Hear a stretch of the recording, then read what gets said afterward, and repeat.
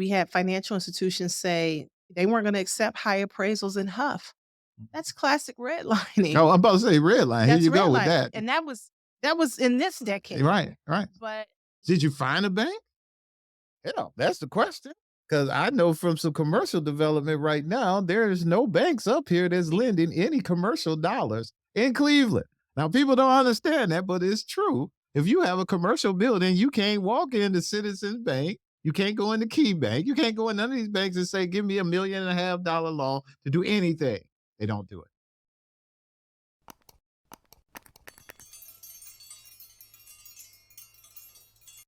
Ladies and gentlemen, you're rocking with a GOAT. Ken Dow giving you motivation for growth. 2 toes down, he keep it realer than most. He do it for the culture, that's always the goal. This is Strategic Moves with Ken Dow. This is Strategic Moves with Ken Dow.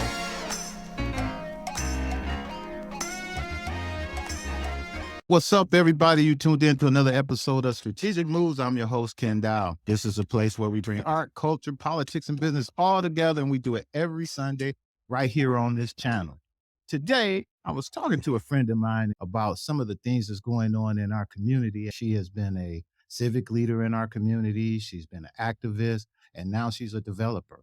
And we're going to talk to her about development and some future development that may be going on here in the city of Cleveland. So if this is a place that you'd be interested in hearing more about that, please, I want you to hit the like button, hit the subscribe button, and tune in to our next episode. So right now, everybody give a warm welcome to our special guest here today, none other than Miss Sheila Wright. She is the president and owner of Frontline Development.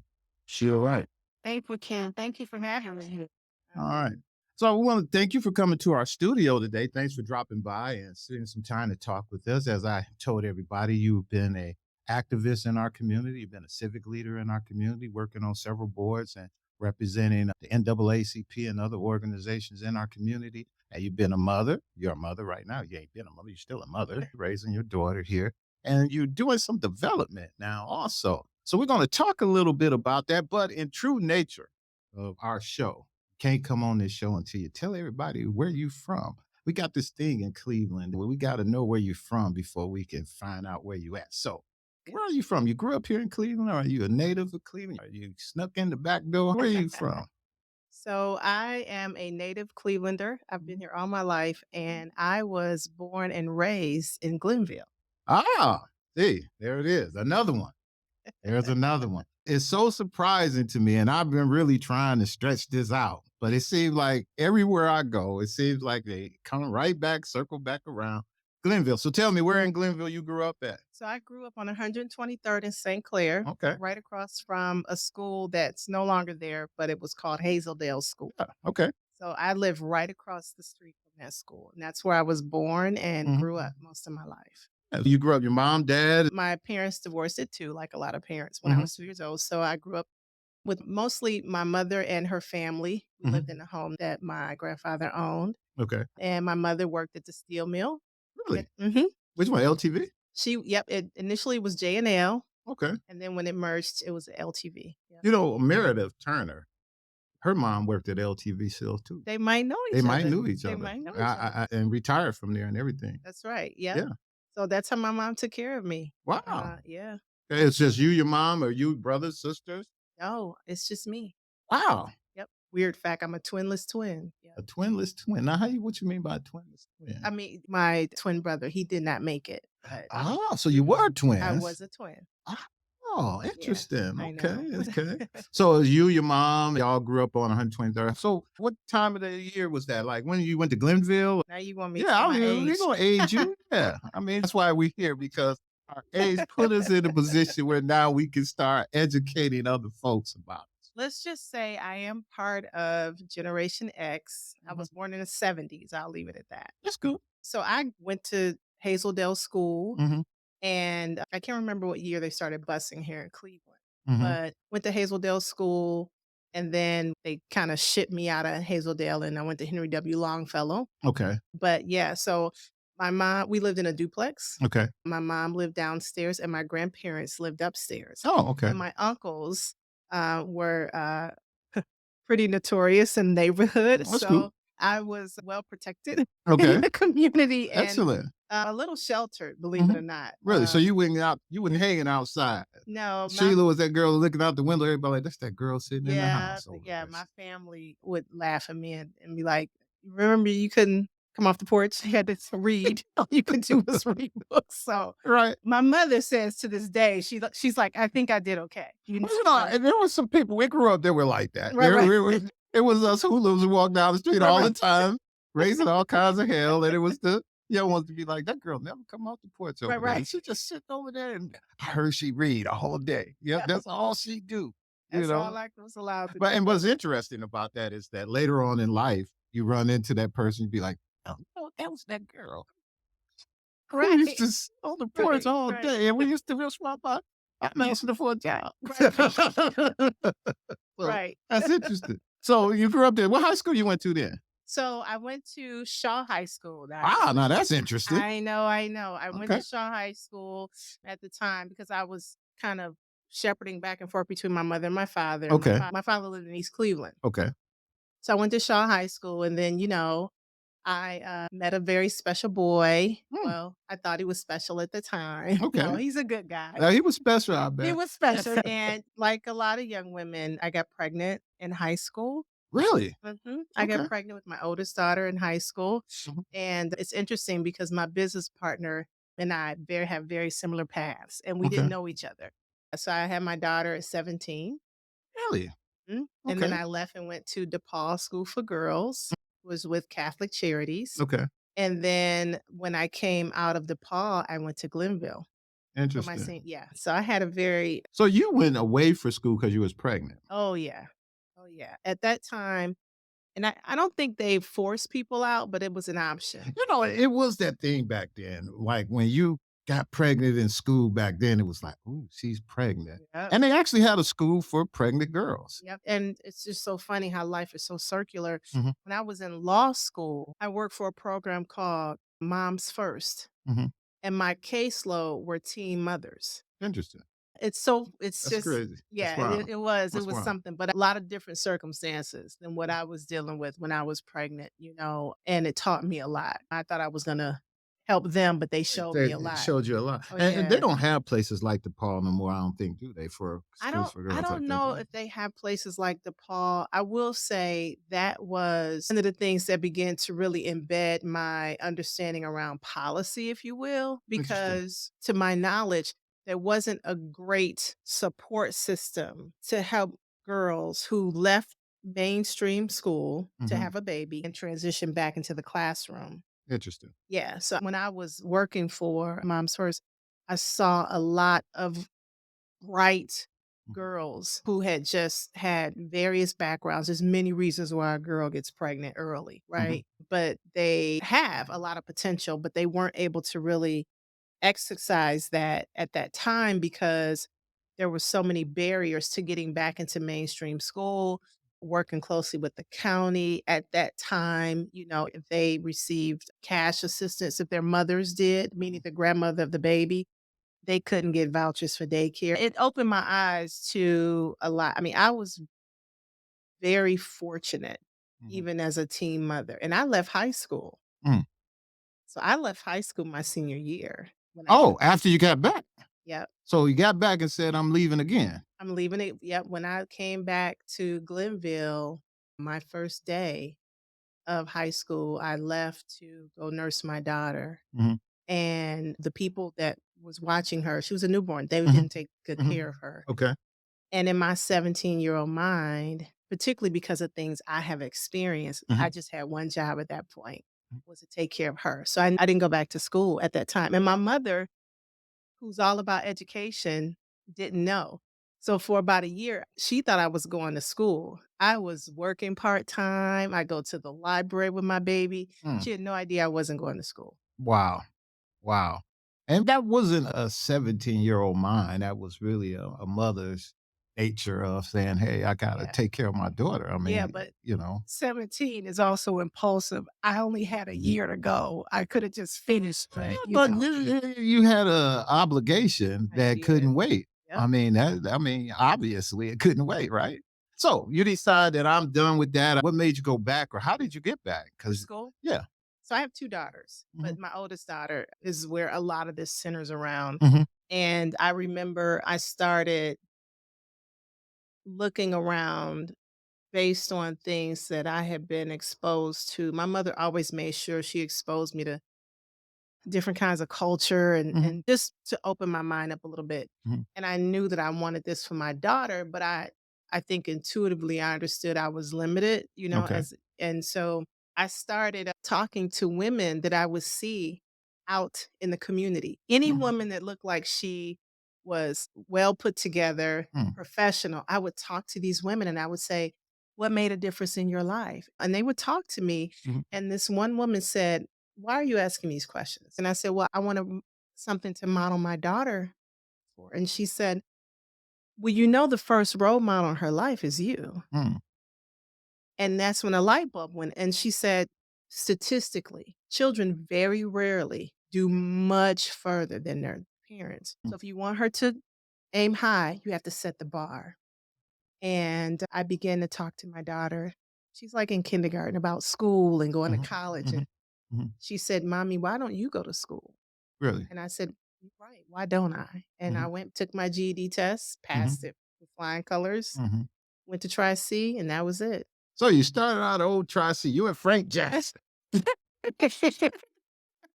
I, Hey, did you see Frank Jackson walking through the hall? I Your would have, story almost close to his. yeah, You know, when you think about it, because I listened to his, he was pretty much, he went through the military though, but back then that's what men did. yep. Boys who didn't do well in school, because he said he didn't do well in high school. I think Frank said he didn't graduate high school like 1920. Oh, okay. It's like, geez, they let you stay in there that long. Right. But he said it took him a while to get out of there. And then from there, he went straight to the military. Okay. Then out of the military, then it was like, I'm got back home. What I do next? He decided I'll go to Tri-C.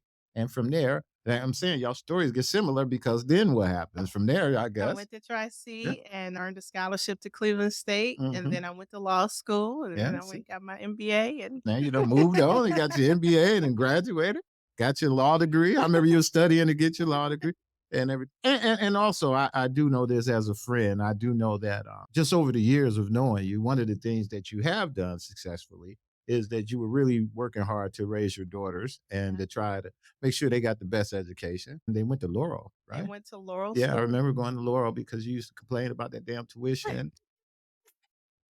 Just trying to make money to keep them working, and seeing Sheila had second jobs, everything. I mean, people just don't understand. It was tough, man. Uh, And I understand, and I saw you going through that process to get to where you are. So, kudos to all of that. And you'd have made it to where you are today. So let's talk a little bit more now about what you're doing now, because people knew that you were working with the Ratner Foundation. Mr. Ratner done became a brand of his own that nobody even know what he does. It's just like you work for Albert Ratner, and whatever Albert Ratner does, that's what you does, right? So tell us, for those who don't know who Albert Ratner is, maybe let's start off with that, and then tell us, what do you do for the Ratners over at that organization, and the name of that organization? yeah. So the name of the organization is the Good Community Foundation. I'm Okay. the president of the organization. And it was really birthed out of work that Albert and I were doing. I met him in 2009. Mhm. And when we met, he said to me, "I have 12 stents in my heart. Jeez. And today you've given me a reason to live again." Mm. And he said, "You and I are going to make history."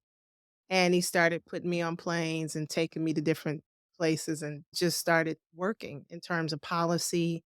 And when I left the NAACP, he said, "Why don't we formally put something together for you to do this work?" And it's not something that I can fit neatly in a resume. Mhm.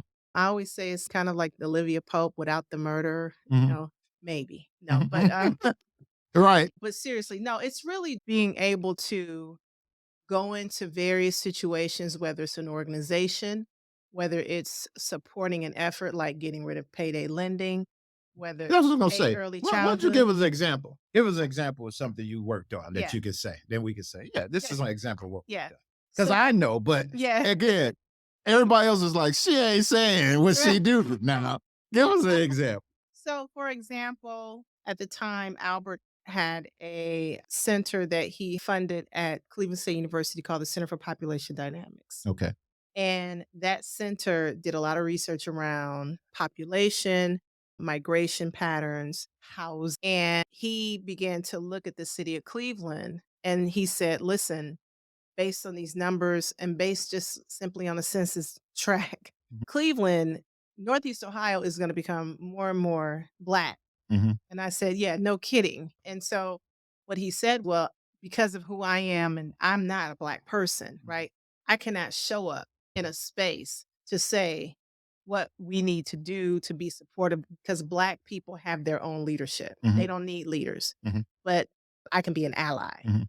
And so he began to ask the question, who is preparing Black leadership to run Northeast Ohio? He said, Sheila, based on these numbers, the Cleveland Foundation, Key Bank Foundation, Greater Cleveland Partnership, these are places that are going to be ran by Black people because of the way the numbers are going. Mhm. He said, where are Black people getting an opportunity to lead? Where are they getting an opportunity? And so what he understood was he wanted to invest in a Black institution Okay. because a Black institution would provide an opportunity for Black people to lead Mhm. and work with the rest of the community, right? Okay. And so we focused on Karamu. Okay. And so we understood that Karamu not only provided an economic development opportunity in terms of Fairfax, Mhm. never mind what was going to happen with us in terms of placing Karamu where it should be in terms of its rightful place in the arts district, District. right? Right. But also, this is an opportunity to bring on leadership, to support an institution that will choose its own leadership. So Al Ratner is not sitting up choosing board members at Right. Karamu. Right. But he knew if he got behind Karamu, along with others, Vanessa Whiting, it wasn't just Albert, Mhm. George Forbes. I Mhm. mean, so many people got behind this institution. But what my work involved was really around trying to make sure that we reconstituted the board, that the organization got in front of where it needed to in terms of the institutions, Mhm. and to begin to do this work to fortify it and make sure this institution was strong so that people who look like me could go in and lead in that space and then go off and do what? Lead a Greater Cleveland Partnership. And that's just one institution, right? Mhm. We also worked against payday lending, Mhm. the bill to cut payday lending. I mean, we travel back and forth between Columbus so often. We set up something called the 3C Alliance between Columbus and Cincinnati and work with leaders to get rid of those payday lenders and to change the law in Ohio. I mean, those are just two things that I'm very proud of. The CCMP that rolled out of the state, the Comprehensive Case Management Program, Mhm. that was something that we discussed and designed on a short flight with Governor Kasich, Wow. and so it's those kind of opportunities to be able to sit and influence and offer perspective Mhm. and make sure there's a voice at the table who will speak truth to power. And that is an experience that has forever changed how I operate. When I first started working for Albert, two things happened. He hired me in 2015 to run his foundation. Mm. So when he hired me to run his foundation, up until that point, I had been calling him Mr. Ratner. Okay. And he said, please stop calling me that. No one's going to believe you're talking to me. Mhm. And I said, okay. When I first started working for him, I came in with all my little clipboards and here's my, my key performance indicators to show Right. I'm doing. And he said, what are you doing? I'm dyslexic. Why are you bringing me paper? Right. And I said, well, I want to show what I'm doing. And he said, listen, you're an executive. I will never Mhm. tell you what to do. The only thing I'm going to do is present you with problems Mhm. and give you the cover to solve them. Exactly. That was one. Other thing he said was after I had been working for him formally for about a year, he called me in his office. He said, shut the door. He never dresses you down. I said, what's going on? And he said, I noticed in the last few meetings you were nodding your head as I was speaking. I said, okay. And he said, you were agreeing with me? And I said, well, I wasn't disagreeing with you. Mhm. And he said, well, listen, if you and I think just alike, one of us isn't necessary. That's deep. Yeah. Hey, So he I feel encouraged all of me. that. Yes. Now he says he rues the day that Right. he encouraged me to fight back with Right. him. Right. But it was an eye opener for Yeah. me. And so that kind of freedom Mhm. to speak truth to power Right. and not just him, Mhm. is something that it's hard to go back in the box once you've experienced Oh, that. no, it's really hard, and I guess that's one of the biggest things about working for a guy that's a true influencer, Yeah. because there's people out here who like to throw that word around these days. "Oh, I'm an influencer. I'm this, I'm that." I'm like, "Oh, well, who the hell are you influencing?" Hell. But I guess to sum it up, he's the influencer. He's the type of person that you would want on a board if you was going to solve any problems. I know for years he helped to raise money and stuff for organizations as well as issues that affect the city and the county. So Yeah, he's the type of person that when he calls, you're going to answer. that's One right. of my biggest selling points I tell consultants or most of my clients when my last selling point, if you're going to hire a consultant, you at least want somebody that when people call, they They're gonna take return their their call. call, man. You know, so Can yeah, that's what they said. So whether you like it or not, brother, call they're me. So gonna I they're gotta gonna call call him back Ken and see back. what he Yes. want. He may have something or he may not, but I need to at least see.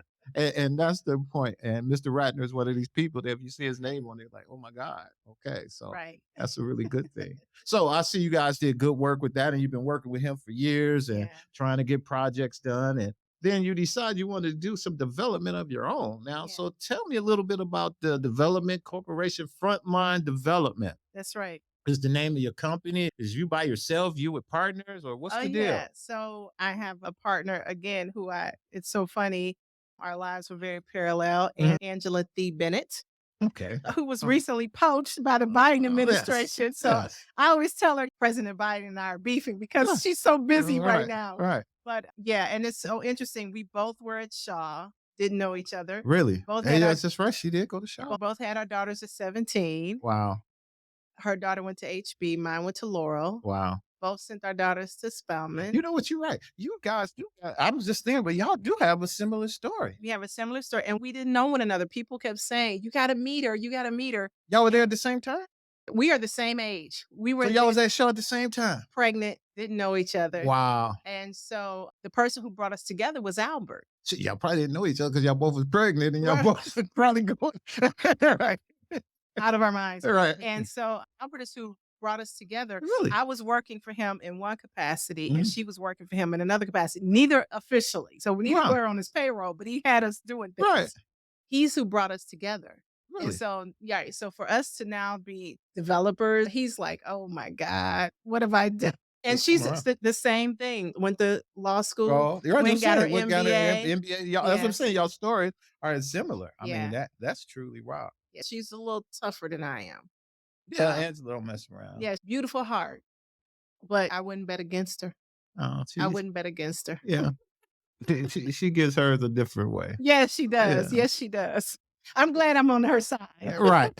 Right. She's a very, very nice person. I like Yes, she Angela a is. lot. So you decide you wanted to get into this development, you and Angela, and you guys are going to do a project I know over in the Hough neighborhood. That's right. So I'm gonna ask the first question: why development? What made the connection of you and development? So it's a few connection points, to be honest with you. So as you know, Albert and his family were Mhm, developers for mhm, years, right? Forest mhm. City Enterprises. Okay. They also just recently developed Van Aken. Mhm. They've done projects all over the country. The And Van so, Aken thing is really nice. yeah. And so I've always been kind of adjacent to it just because, working closely with him and just being in that culture.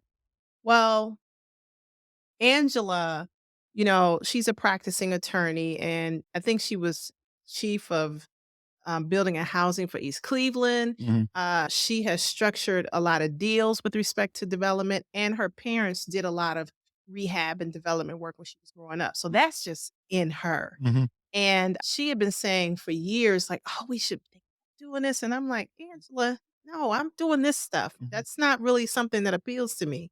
But what happened was, as we began to do that work with the Center for Population Dynamics, mhm, and we started looking at the migratory patterns of people and how mhm, they were moving in and mhm, out of cities and how much we needed housing in this region. That began to spark a lot of conversations. And we began to have conversations with developers. This is with Albert. mhm, And we started asking the questions, why is there no Black developers in this room? Oh, there are some here, but they just didn't know about them. And so These were conversations that were happening simultaneously at a time when I joined the Greater Cleveland Film Commission. And when I joined the Film Commission, I began to look at what Ohio's investment was into production. And what I quickly discovered was we don't have infrastructure to support production here, Mhm. right? And by infrastructure, I mean a soundstage. Correct. So we're having conversations about the need for housing. Mhm. I'm actually looking for a house at the time for Mhm. myself. Correct. Angela was looking for a house. Mhm. And I started down a path to better understand how to build a soundstage. And so Albert and Vanessa Whiting both got behind me and said, "All right, if you're going to build a soundstage, let's do this right." And so we got consultants, and I started doing feasibility work and pre development work. And all of a sudden, development started appealing to me. So Angela saw this and said, "Now, listen, believe it or not, what you're doing with this soundstage is development. Correct. Why we need homes, we can't find homes in our price point.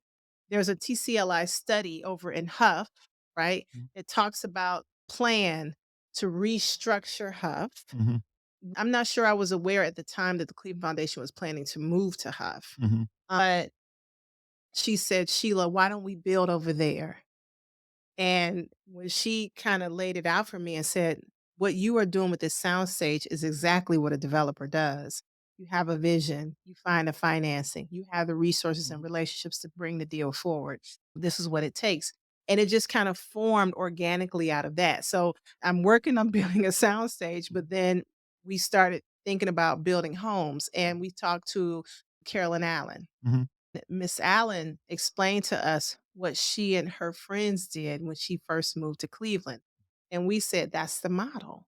So Okay. we started talking to our friends who needed homes. And we decided we would go to the city and ask for some land Okay. and build homes. And we weren't going to build homes that were speculative. We were going to build homes based on buyers that we had already identified. So we didn't want to just build and hope we would sell. So how many houses you gonna build? From your mouth to God's ears, Ken, our plan is to bring on 300 units in that space. Now, let me tell you about that space. The city, and I believe Mayor Bibb supports this as well in terms of density. But at the time when we started, we were under the Jackson administration, Mhm. and the city really was pushing for density in the city of Cleveland. And so the amount of land that we have under contract with the city is about 4.7 acres.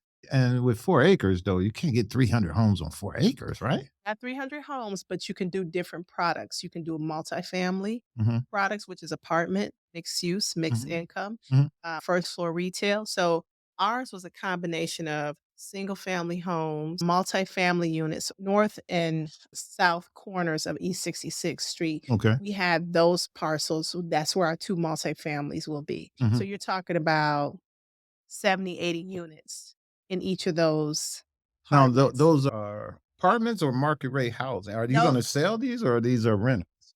So it's going to be a combination. Mm. There will be people who can rent in this project. There will be people who will own homes in this project. Mhm. There will be affordable units, meaning that it will Mhm. have variations of the AMI, the area median income. Mm. There will be some income restricted units. Mhm. This is housing that we're building for workforce housing. We sit in the footprint of hospitals. Mhm. We want to bring on apartments, single family homes, market rate homes, condos, Mm. brownstones, accessory dwelling units. So we want to create a real neighborhood in that little, a very compact neighborhood. But if you go up, it allows you to have more density. So that's the plan. So, let me get my hands around all this. No one told us at the time how ambitious Oh, that's this very plan ambitious. was. I had no idea you was trying 300. So that's 300 homes total is what you would like to get. 300 living Living spaces. spaces, That's okay. right. Of different products. Different products. That's right. Okay. Apartments, Mhm. homes. And you already broke ground. We already broke ground with respect to the homes. The Mm. first home was Angela's home. So we said, she's our test case, you know. Oh, geez. Hey, you know what? That's a good and are you building you one too? I'm building one too, yep. Well, hey, listen, sisters, Imma tell y'all this then. That's called putting your money where your mouth is, Well, that's what we keep saying. right? True enough, we've moved into the space of real estate development, Right. right? And it's very sexy to talk about these two Black women who are Mhm, mhm, developers, mhm, right? mhm. this is where equity and equality comes into play because, we don't have the balance sheet Right. that other developers have. Right. And despite what so many people think, this is not Albert's project. Right. A lot of people were under the assumption that this was his project, but there's a reason. He said, if this is what you want to do, he Mhm. supports us and he believes in what we're doing, but he understands we have to do this on our own, right? So let me ask you a question. You can answer if you want to or not. Did he like this or the soundstage better? So the work around the soundstage, I think, is what opened him up to me doing this because I wouldn't leave it alone. So when I first came and talked to him about the soundstage, Mhm. what happened was I brought some people to meet with Albert because Okay. that's what I do. Mhm. My true essence is I'm a connector. Right. I connect and then I get out of the way. Mhm. And so I brought some people to meet with him who I knew if they could convince him and he got behind this will be a lot easier to do. Mhm. And I've never heard him say this to me before, but he said, they don't care about the community. I don't know why you brought them to meet with me. They care about themselves. They don't care about the community. Interesting. And I was like, oh, you guys ruined the meeting with Albert. Mhm. And I was just gearing up to say, let me figure out how I can still help them build this soundstage. And our good friend Wayne said, why don't you build it? Mm. And I said, what do you mean? You have to be a developer. Mm. And then he went through the list. Let's talk about what a developer What a is. developer does, He right? said, you can do this. So when I first took it to Albert, he said, you're nuts and get out of my office. Mhm. I said, I'm doing it. So, what are the average prices of these houses going to sell for? So we have two designs that we're bringing to market. The Mhm. first design is a 2,200 square foot home. Okay. At cost to build, because we've eliminated our developer fee essentially Okay. to get these homes. Mhm. Cost to build, new construction, the 2,200 I think is probably at around 469. Okay. Yep. The 1,800, the smaller house, probably at about 369, something like that. I'll get you the numbers. And the reason why I'm not landing on an exact Mhm. number is because, and anyone in construction knows, Oh yeah, the price those numbers they have tripping. changed Yeah, they really tripping. tremendously Yeah. just because of so many Mhm. different Mhm. things. And we had a major issue Mhm. with the homes, which is, I think, being addressed right now. We talked to the city, and I think the city's going to help us resolve this issue. But we had a major issue initially where we had to change the design because of the street access. Okay. And so having to change the design from a rear loading to side loading, Okay. putting in driveways when we didn't initially plan for that, Mm. those are adding costs to the Okay. home that we are not transferring to the buyer. You're not. Well, Why because of could the we? with the price. So let me ask you: are you getting home assistance from the city, and the tax abatements, anything you get with So these? we will get tax abatement. So Uh-huh. because of the area that we in, we will get tax abatement. Okay. And I think right now the city is reviewing some other opportunities to be Opportunity. supportive, Yeah. but the mayor has indicated that he's supportive of the project. So I think it's just part of it is just the nature of real estate development. Mhm. And then some of it is just some of the things that comes with building in an area that has suffered disinvestment, right? So we were unfortunately dealing with some low appraisals Mhm. for our design because we had financial institutions say they weren't going to accept high appraisals in Hough. That's classic redlining. Oh, I'm about to say red line. Here That's you go with redlining. that. And that was in this decade. Right. But Did you find a bank? Yeah, that's the question. Because I know from some commercial development right now, there is no banks up here that's lending any commercial dollars in Cleveland. Now, people don't understand that, but it's true. If you have a commercial building, you can't walk into Citizens Bank. You can't go into Key Bank. You can't go in none of these banks and say, give me $1.5 million loan to do anything. They don't do it. and the banks are not doing construction finance loans for Wow. residential either Whoa. for developers. They're Wow. not. No.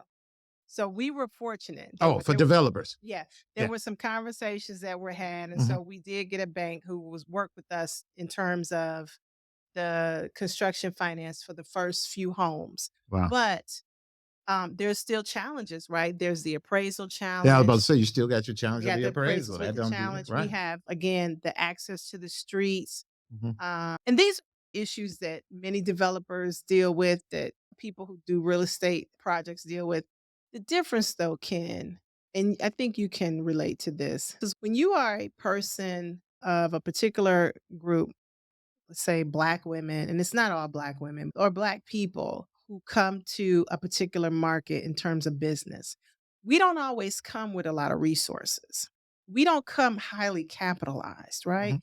People who raise money, venture capital, they know there's different rounds of funding, right? And some people talk about this friends and family raise. Mhm. That's the money you raise before you even show up to the market. Well, Right. we don't typically have that, Right. right? Right. And so, people laugh at me, but I heard someone say this. I didn't make this up.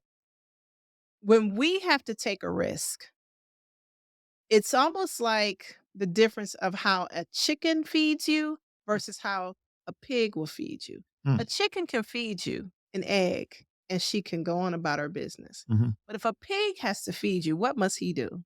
He must put his body on the grill, Mm. right? That's true. You know? Right. And so the risk every time Mhm. is essential here. Right. We don't have money to waste. Mhm. And so when the appraisals came low and we had to pay gap financing Mhm. for the Mhm. construction, Mhm. that had to come from us. Yes. Yeah. You know, when we have to put in driveways because we don't have access to the street, Mhm. that comes from us. We're not translating that to the buyer. Do you know why? What did I tell you? You These can't homes, afford to. well, and these homes are not speculative. Right. Our buyers have been waiting forever. Mm. Mm. They've been patient. Wow. You think we're going to saddle them with these costs as Right. well? Right. No. Right. So, Albert laughs at Angela and I, not in a mean way, but he's like, you guys might as well be a CDC at this point. Correct. So mission Mhm. focused. Mhm. I'd like to see you make money. Mhm. Well, I believe we will make money eventually. Eventually. But I think in order for us to pull this off, there's going to be a lot of hand stacking that we will need to take place from stakeholders, from the city. We will work ourselves until we are just, But Sheila, the whole deal with anything, it takes that. yep. I mean, it's with anything. You'll be another story if you guys come out of this thing and say, "Oh, we built 300 homes and we made $1.5 million each, and we did great." And that's some remarkable shit. Like, hell, you really hit it. Right, right. The chances of coming out of it to say, "Man, we got out of it. We didn't make as much as we thought we made, but I still got me a nice house. She got a nice house on it. We know what we're going to do. Now we're going to phase 2." Yep. Because development is Oh long. my God. It's the long range It's a game. long It's game. not sure if you don't have the money, you're not a developer. That's why you're a contractor. All right. And it's just and they say, well, what a developer? The developer pays for everything. And the developer takes the greatest risk Correct. because they are the last to be paid. Exactly. The contractor, the attorney, Yep. the surveyor, Yep. they are all paid. Yep. And projects die all the time. Yes, they do. And if the project doesn't move forward, those are sunk costs that Correct. we can't get back. And Correct. so someone said to me the other day, haven't you outgrown that role that you're in with Albert? Isn't it time for you to move on? Mhm. And I said, well, first of all, I still do work for him. Mhm. That's number one. Number two, he has opened up his life, if you will, and said to me, the many goals that we have for you in terms of work. One goal is I want you to be economically free. Mhm. So take 20, 30, 40 hours of my time Right. and build this business, Right. you know? So I don't know if we didn't have great support systems that we would be able to do this. Oh, man, if you didn't have that support, you wouldn't be doing it at all. You know? I But mean, let's so bullshit. yeah. Because it takes that. And We just understand it takes that. you just heard my story. Yeah.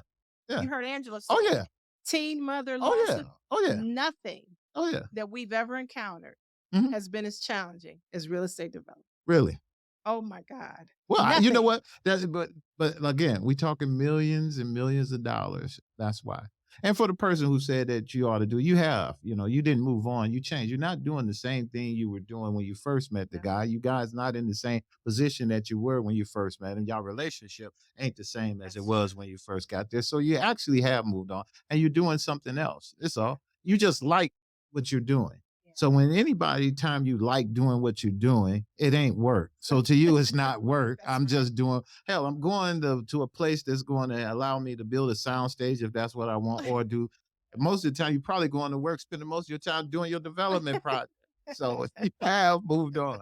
All right, we're going to move on because we need to talk about a couple of things before I get you out of here because we've been talking offline. There was a few things I thought that was very important. We talk about the sound stage, and one of the things you are involved is with the film commission. That's right. And so, to everybody who don't know, what is a soundstage and the importance of what was going on? My daughter, and she's one that has been trying to figure out what to do up at Severance for the longest. I mean, she comes up with these ideas all the time. Can we do this at Severance? Why don't they do this at Severance and this and that? And I tell her Severance got a whole nother issue. So I'm going to have y'all hook up and talk about some stuff later. But tell her what was going on at Severance and why a soundstage is needed.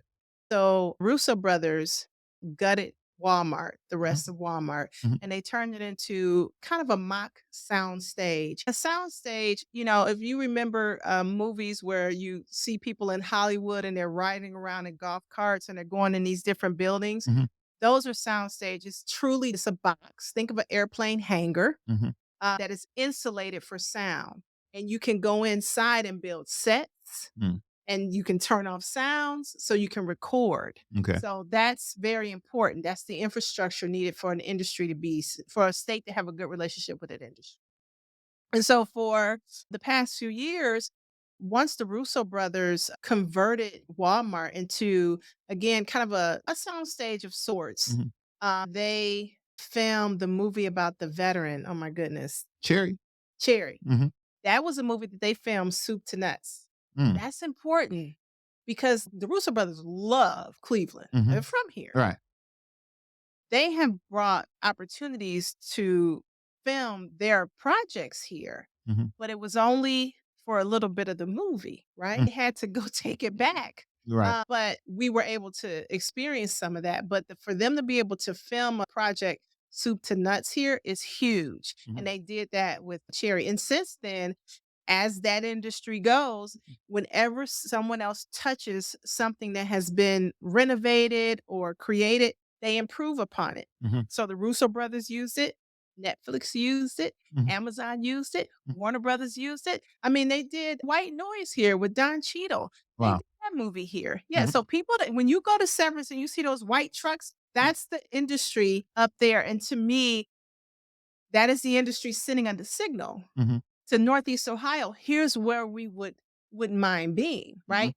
Parking is massive. You need Correct. massive parking. What's there though is not ideal because it is not a purpose-built soundstage. Okay. That's different. Okay. A purpose-built soundstage is going to garner industry rates. They were paying nickels up at Severance, Mm. right?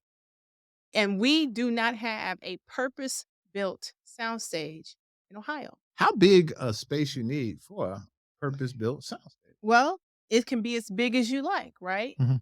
Tyler Perry has what? I don't know, Oh, that 300 guy, acres. yeah, he Yeah, got land, right? land. It just depends on the availability of space and the market demand. Gotcha. Right now, we only have a $40 million incentive. Mhm. That means that up to $40 million, films can come here and be reimbursed for a percentage of money that they spend here. Mm. But $40 million is not as competitive as some other states. Okay. And so that would make us kind of a tertiary market. We're not even a primary market or a secondary market. Mm. We're a tertiary market. So in that scenario, it becomes a little risky to build the soundstage, right? Because you're building a specific building for a This specific right. business. And if that incentive goes away, now you're stuck with this building. So what's the incentives that some of the cities that are getting what they're kicking out? Well, let's talk about Georgia. Okay. So Georgia has an uncapped tax. That means if you, Ken Dow, take strategic moves, your production down to Georgia, and you say, I am going to make a $400 million movie, Georgia's going to say, cool, come on down. And we will reimburse you 30% of that 400 million that if for what you spend in the state of Georgia. And it's narrowly applied, Mm. right? So it's on wages and Mhm. certain things. But you may say, well, Georgia, I'm going to spend $400 million and I'll take your 30%, except I don't need it applied to the wages because most of my wages are in the big stars and they're out of, Right. they can tell you, well, you can sell the tax then. You can sell it.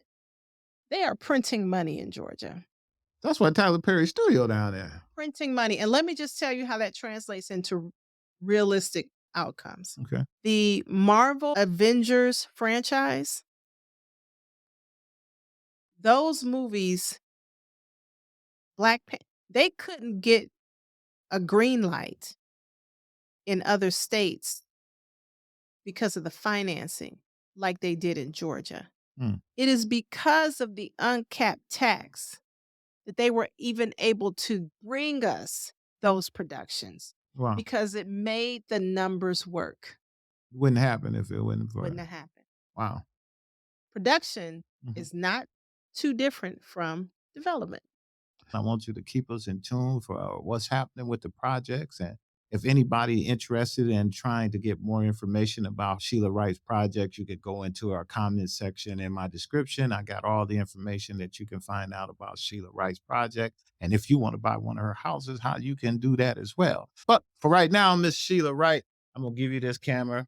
You get to talk to my YouTube, my millions and millions of viewers out there that watches this Oh, show. no, no pressure. No pressure. They just, oh, you can say whatever you like to say to them. Well, I would just say, one, keep watching this show. This man has found a secret sauce here and he's going to continue to blow up. So that's one thing. The other thing I would say is you heard a lot about my story, my business partner's story. I would just say don't quit. I know that sounds very simple, but whatever you are doing, the difference between those who make it and those who don't is just they don't give up. It's not that they don't fail. It's not that things don't Right. blow up in their face. It's not that they don't lose. It's just that they get back up every single time. That's number one. And the other thing is, if you happen to live in Northeast Ohio or just Ohio, period, because it's not a Northeast Ohio thing, write to your local officials and tell them you want Ohio to fully engage in the production industry. There's an opportunity here. And things like technology and jobs follows that industry. And we can have something really cool and sexy here in Ohio. And we're known for the arts anyway, but it's more than the arts, it's jobs. So please stay on top of that. If you're interested in those things, I have an organization that we've created called the Crew Foundation. CREW stands for Creating Real Entertainment Workforce. So you can go online and look up the crewfoundation.org. And that's an organization, the people we train have worked at Netflix, Amazon, Ralph Lauren. So I'm putting my money where my mouth is. My project is called the Allen Estates. So check Yes, it out give in them Hough. My real estate development project in Hough and other projects with frontlinedevelopmentgroup.com www.frontlinedevelopmentgroup.com. You'll see homes that we've developed, and there's some exciting things happening in Hough. We're part of what they call Dream 66. It's about $1 billion worth of investment happening on a little less than about a mile stretch of land on East 66. And it's going to change the way the city relates because the economic activity is moving from north to south versus east to west. And we needed to break that up. So Ken, thank you for letting me be here. Oh, thank you again, Sheila, for coming on our show. And stay tuned to our next show. See you then.